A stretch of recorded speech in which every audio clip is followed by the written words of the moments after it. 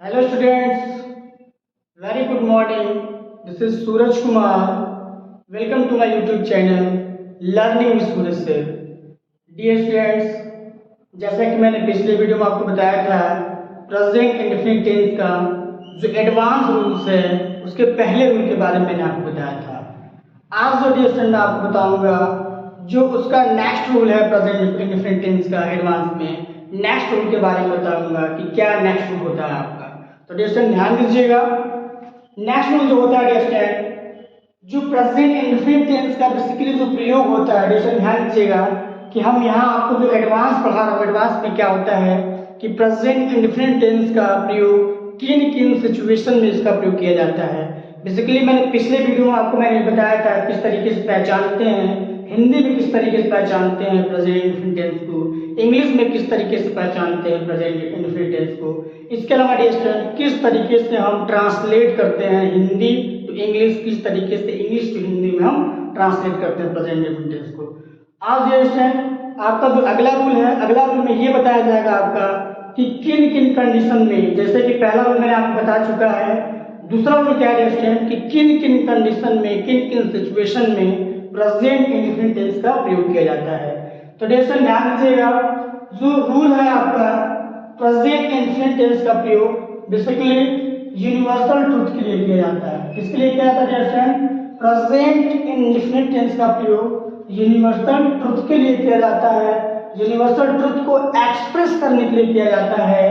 फिर स्टूडेंट इस टेंस का प्रयोग प्रिंसिपल, प्रिंसिपल मीन्स सिद्धांत, सिद्धांत को बताने के लिए किया जाता है। फिर स्टूडेंट इस टेंस का प्रयोग परमानेंट एक्टिविटीज, परमानेंट एक्टिविटीज अस्थायी क्रियाकलाप को बताने के लिए, एक्सप्रेस करने के लिए प्रेजेंट इंडेफिनिट टेंस का प्रयोग किया जाता है। एक बार मैं फिर से रिपीट करता हूँ स्टूडेंट, प्रेजेंट इंडेफिनिट टेंस का जो प्रयोग किया जाता है यूनिवर्सल ट्रुथ के लिए किया जाता है। यूनिवर्सल ट्रुथ का मतलब होता है आपका सार्वभौमिक सत्य।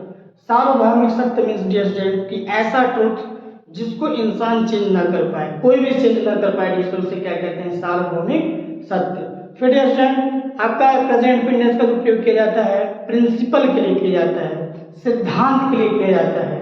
फिर डियर स्टूडेंट ये जान लीजिएगा कि जो प्रेजेंट इंडेफिनिट टेंस होता है permanent activities, permanent activities means अस्थायी क्रियाकलाप के लिए भी प्रेजेंट इंडेफिनिट टेंस का प्रयोग किया जाता है। तो ध्यान दीजिएगा, हम इसको एग्जाम्पल के थ्रू समझते हैं कि क्या यूनिवर्सल ट्रुथ होता है, क्या प्रिंसिपल होता है, क्या आपका परमानेंट एक्टिविटीज होता है।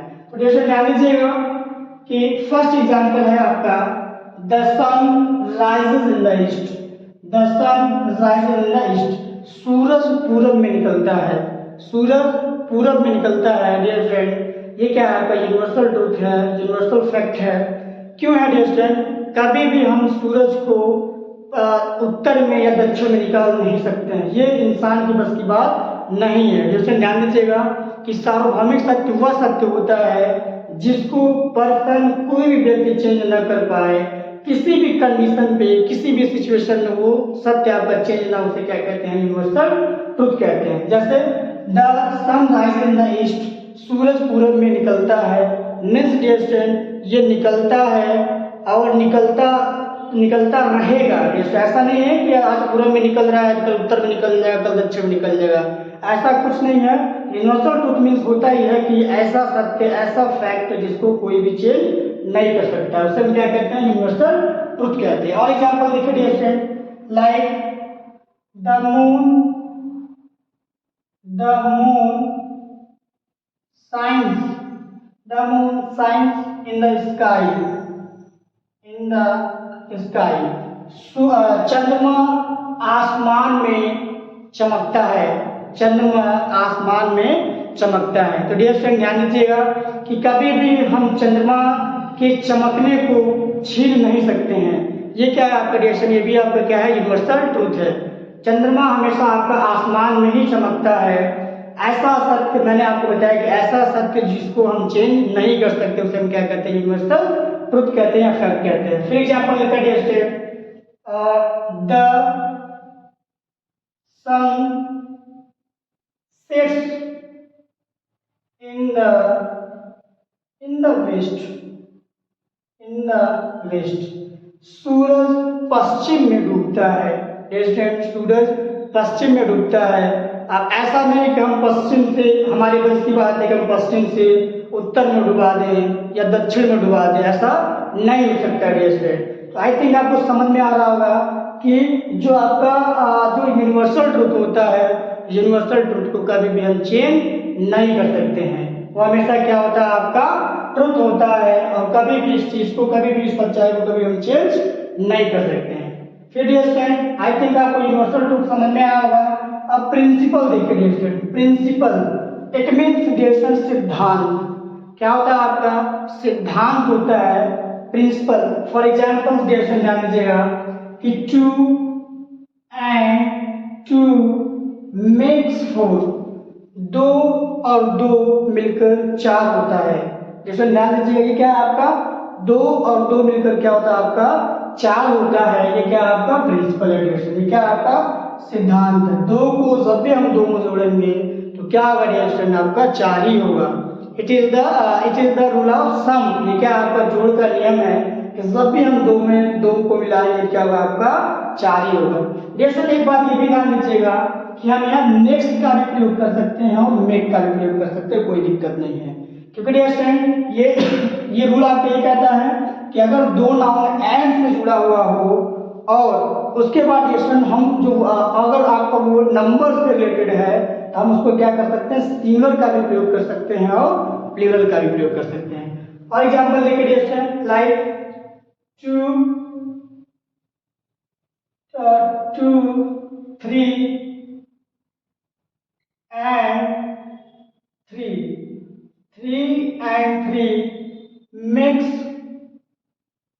makes 6, 3 and 3 makes 6, 3 और 3 मिलकर क्या होता है आपका 6 होता है। तो डियर फ्रेंड, इसको हम क्या कह सकते हैं, प्रिंसिपल भी कह सकते हैं। It is principle of some या एडिशन, या जैसे हम इसको क्या कर सकते हैं मैथमेटिकल फैक्ट। मैथमेटिकल फैक्ट के लिए भी हम क्या करते हैं डियर प्रेजेंट इंडेफिनिट टेंस का प्रयोग करते हैं। एक बार मैं फिर से रिपीट करता हूँ डियर कि मैथमेटिकल फैक्ट के लिए भी हम क्या करते हैं प्रेजेंट इंडेफिनिट टेंस का प्रयोग करते हैं। जैसे अभी हमने आपको बताया 2 and 2 make 4, 2 and 2 makes 4, 3 and 3 makes 6। तो डियर ये क्या है आपका, इसे हम प्रिंसिपल भी बोल सकते हैं, it is principle of addition, या बोल सकते हैं कि इट इज मैथमेटिकल फैक्ट। ये क्या है आपका मैथमेटिकल फैक्ट भी है। फिर डियर ध्यान दीजिएगा कि नेक्स्ट एग्जांपल है हमारा man is mortal. Man is mortal. Dear आपको पता है कि जो जीव है, जीव का एक दिन विनाश होना तय है। जो जीव है वो क्या आपका नाश्वर है, उसका एक ना एक दिन क्या होगा डियर इसका समाप्ति हो जाएगा।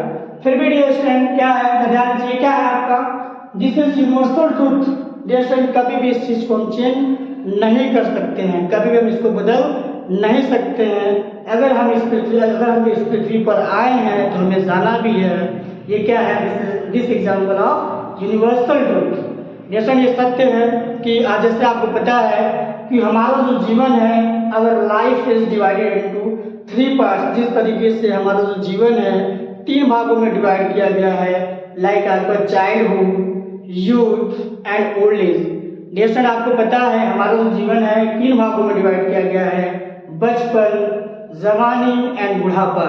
आपको पता है अगर हम पैदा हुए हैं तो हम मरेंगे भी डियर। तो ये क्या है आपका, ये क्या है, ये बिल्कुल यूनिवर्सल ट्रूथ है dear. This is universal truth. इसको हम कभी भी चेंज नहीं कर सकते हैं, कोई भी इस चीज को बदल नहीं सकता डियर। ये किसके अंतर्गत था आपका मैन इज मॉर्टल। जो मनुष्य होता है आपका नाश्वर होता है। यहाँ ध्यान दीजिएगा, ये मनुष्य की बात नहीं कर रहा है। मैन जो है आपका केवल मनुष्य की बात नहीं कर रहा है, यहाँ एवरी क्रिएचर, जो भी डियर जो भी सजीव है, जो भी यहाँ पैदा हुए हैं, एक दिन उसको दुनिया छोड़कर जाना है। तो डियर समझ में आ रहा है आपको कि जो आपका जो थर्ड सेंटेंस है ठीक है आपका यूनिवर्सल ट्रूथ है, कभी भी इसको बदल नहीं सकते हैं डियर। सो आई थिंक आपको समझ में आया होगा man is mortal. And next example देखिए, water boils at 100 degree centigrade, 100 degree Celsius. तो डियर ध्यान दीजिएगा, जो वाटर होता है ये इसका सिद्धांत है, अगर हम पानी को गर्म करते हैं, अगर हम पानी को 100 डिग्री सेंटीग्रेड पर उसको हम गर्म करते हैं, सेल्सियस पर अगर हम इसको गर्म करते हैं, तो ऐसे कंडीशन में क्या होता है कि वाटर उबलता है, पानी गर्म हो जाता है। तो डियर स्टूडेंट, आई थिंक आपको समझ में आया होगा कि क्या यूनिवर्सल ट्रूथ होता है, क्या प्रिंसिपल होता है आपका, क्या परमानेंट एक्टिविटीज होता है। सो आई थिंक आपको समझ में आया होगा। अगर समझ में आया डियर स्टूडेंट, तो फर्स्ट ऑफ ऑल आपको सेकेंड रूल का स्क्रीनशॉट ले लीजिए डियर स्टूडेंट।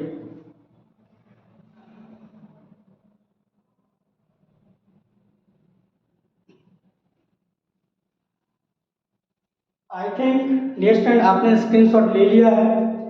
अब मैं आपको नेक्स्ट रूल बताऊंगा, जो उसका थर्ड रूल है। मैंने आपको एडवांस के जो प्रेजेंट इंडेफिनिट टेंस का जो एडवांस में जो मैं रूल्स पढ़ा रहा हूँ, पहला रूल आपको क्लियर हुआ होगा। सेकेंड रूल मैं उम्मीद करता हूँ मैंने जो बताया आपको समझ में आया होगा।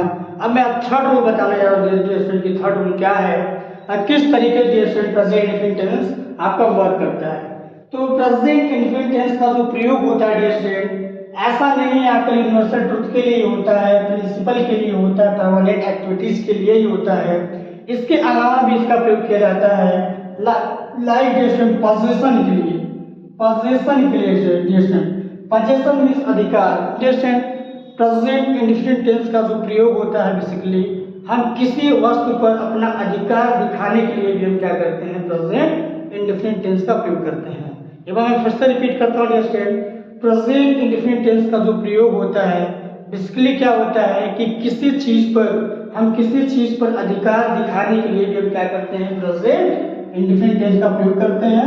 इट मींस जो पोजीशन है आपका डियर, किसी भी वस्तु के हम अधिकार दिखाने के लिए क्या करेंगे, प्रेजेंट इंडेफिनिट टेंस का प्रयोग करते हैं। तो थर्ड रूल भी आपको, थर्ड रूल भी डियर आई थिंक आपको क्लियर हुआ होगा कि थर्ड रूल क्या है। थर्ड रूल क्या है डियर, थर्ड रूल आपका ये है कि इस टेंस का प्रयोग अधिकार को अभिव्यक्त करने के लिए भी हम इसका प्रयोग करते हैं। For example dear like this pen belongs to me. ध्यान दीजिएगा, this pen belongs to me, यह कलम मेरी है, यह कलम मेरी है। तो डियर ध्यान दीजिएगा, बेसिकली क्या है कि यहाँ जो कलम की बात किया जा रहा है वो किससे किया जा रहा है डियर, ये अधिकार दिखाया जा रहा है कि ये कलम किसकी है, ये कलम मेरी है। This pen belongs to me. फिर ऐसा देखिएगा यहाँ अधिकार दिखाया जा रहा है आपका। फिर एग्जाम्पल देखिए, दिस मार्कर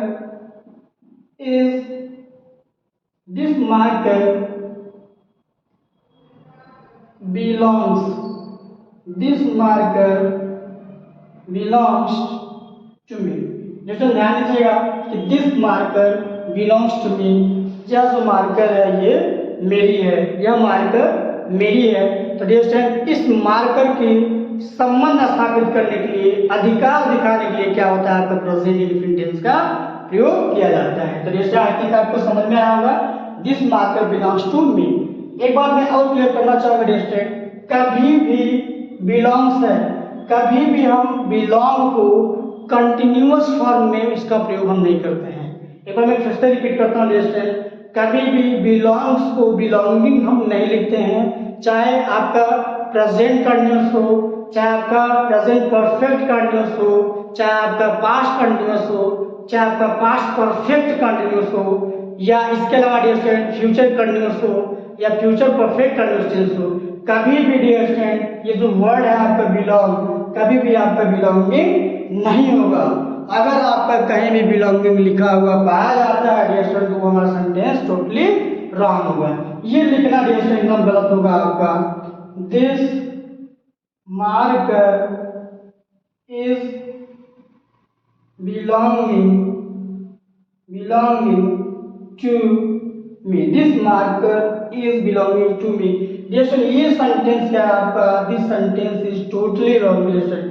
कभी भी हम इसको बिलोंगिंग का प्रयोग हम कभी भी नहीं करते डियर। हमारा जब भी आपका ये आता है तो हम इसको हमेशा डियर कंटिन्यूअस फॉर्म में नहीं लिखते हैं, कंटिन्यूअस फॉर्म के अलावा हम किसी भी फॉर्म में इसको लिख सकते हैं। तो आई थिंक आपको समझ में आया डियर। फिर देखिए, I have a car, I have a car, मेरे पास एक कार है। तो डियर स्टूडेंट ध्यान दीजिएगा कि यहाँ संबंध स्थापित किया जा रहा है कार किसके पास है, मेरे पास है। तो डियर स्टूडेंट ये ध्यान दीजिएगा कि जब भी हम प्रेजेंट इंडेफिनिट टेंस का हम प्रयोग जब भी करते हैं डियर स्टूडेंट, तो वो क्या होता है आपका, वो क्या होता है डियर स्टूडेंट, हमेशा आपका अधिकार जब भी हम दिखाते हैं हमेशा आपको प्रेजेंट इंडेफिनिट टेंस होता है। फिर देखिए dear student, this book belongs to me, यह पुस्तक मेरी है, यह पुस्तक मेरी है। तो डियर स्टूडेंट आई थिंक आपको समझ में आया होगा कि जब भी प्रेजेंट इंडेफिनिट टेंस का जो प्रयोग होता है एडवांस में, अगर जब भी आपका किसी वस्तु से अगर आपको किसी वस्तु पर आपको अधिकार दिखाना है, हमेशा हम किसका प्रयोग करते हैं, प्रेजेंट इंडेफिनिट टेंस का प्रयोग करते हैं। तो डियर स्टूडेंट आई थिंक आपको समझ में आया होगा। अगर समझ में आया है डियर स्टूडेंट तो प्लीज इसका आप स्क्रीनशॉट ले लीजिए।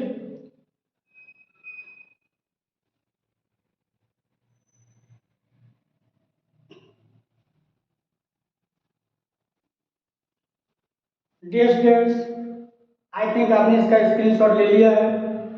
अब मैं नेक्स्ट वीडियो में डियर स्टूडेंट जो इसका अगला रूल है, क्योंकि जो वीडियो है डियर स्टूडेंट ये बड़ी हो रही है, और मैं आप जो नेक्स्ट वीडियो में इसका जो अगला रूल है डियर स्टूडेंट, जो बेसिक टू एडवांस रूल्स है प्रेजेंट इंडेफिनिट का, उसके बारे में बताऊंगा डियर स्टूडेंट।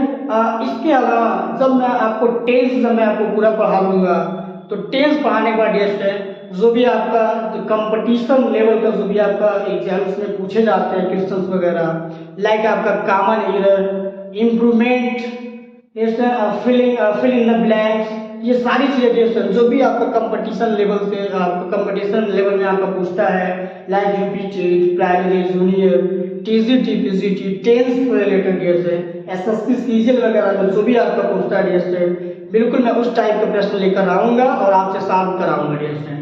तो डियर स्टूडेंट अगर आप हमारे साथ बने रहना चाहते हैं और इंग्लिश ग्रामर सीखना चाहते हैं, बेसिक टू एडवांस सीखना चाहते हैं, अगर आप प्रिपेयर कर रहे हैं 10th बोर्ड एग्जाम की तैयारी कर रहे हैं आप, लाइक आप 10th का 12th का डियर स्टूडेंट, इसके अलावा अगर इसके अलावा आप UP TET, primary, junior, TGT, PGT, आप एसएससी, सीजीएल इनकी अगर आप तैयारी कर रहे हैं, अगर आप ग्रामर सीखना चाहते हैं डियर स्टूडेंट, तो प्लीज आप हमारे साथ बने रहिए। हमारे साथ बने रहने के लिए डियर स्टूडेंट क्या करना है, हमारा जो वीडियो है ज़्यादा से ज़्यादा आपको शेयर करना है, लाइक करना है और कमेंट करना है डियर स्टूडेंट। इसके अलावा डियर स्टूडेंट अगर आपको अपना फीडबैक देना है डियर स्टूडेंट, अगर आपको लगता है कहीं आपको प्रॉब्लम आती है, अगर आप अपना फीडबैक देना चाहते हैं, तो डियर स्टूडेंट प्लीज़ अपना जो वैल्यूएबल फीडबैक है, अपना वैल्यूएबल फीडबैक दीजिए।